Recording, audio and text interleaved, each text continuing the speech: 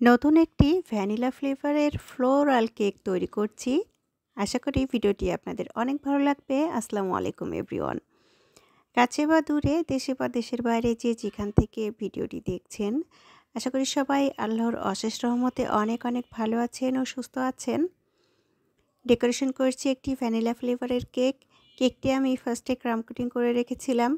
এরপর ওপরটা যখন ক্রিম দিয়ে ফিনিশিং দেব, সেই সময়ই ভিডিওটা স্টার্ট করেছি। তো আমি ওপরের ফিনিশিংটা দিয়েছি লাইট অরেঞ্জ কালার দিয়ে।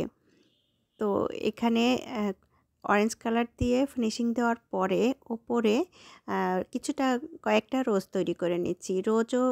রোজগুলোও তৈরি করেছি দুটি কালারের শেড দিয়ে।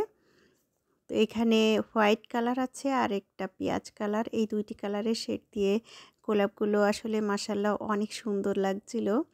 আর তারপর অরেঞ্জ কালার দিয়েই কিছুটা কাঠগোলাপ মতো করেছি। কাঠগোলাপ নাও হতে পারে, তবে ওই টাইপের আর কি করে দিয়েছি। এছাড়া কিছু লিপ তৈরি করেছি, বেশ কিছু আর কি লিপ তৈরি করেছি। আসলে কেকটা তৈরি করার পর অনেক অনেক বেশি ভালো লাগছিল দেখতে, তবে এতটা ভালো লাগবে ভাবতে পারিনি। টেনশন না করলেও যে কেকের লুকটা সুন্দর আসে, এটাই আজকে নিজের কাছে মনে হচ্ছে। অযথা টেনশন করে মাথা নষ্ট, এই আর কি। তো আমি নিচে বর্ডারটা দিয়েছি একটু লাইট পিঙ্ক কালার দিয়ে। তারপর আজকের লেখাটা কিন্তু একদম স্পেশাল লেগেছে আমার কাছে।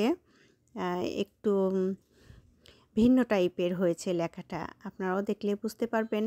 আমার সব সময় ক্যাপিটাল লেটারের লেখাগুলো আমি লিখি, তো আজকের রাইটিং নোটটা একটু ভিন্ন, আরেকটু সৌন্দর্য আনার চেষ্টা করেছি। আপনারা অবশ্যই দেখে কমেন্টে আমাকে জানাবেন যে কেকের লুকটা এবং লেখাটা দেখতে কেমন হয়েছে। আমার কাছে আসলে সবটাই অনেক ভালো লেগেছে।